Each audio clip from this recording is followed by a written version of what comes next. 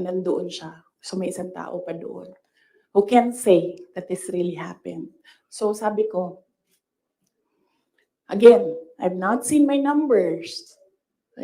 Kung mananalo ako, sabi ko, okay lang sa akin tumakbong Vice President.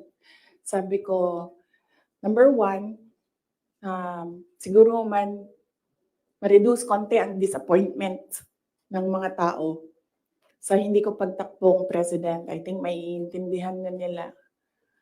And ito na lang yung i-offer ko sa kanila mag-Vice President ako. Number two, madaming big ticket projects si PRD sa build at that time na gusto ko sana makita na magawa para sa bayan kasi hindi natapos.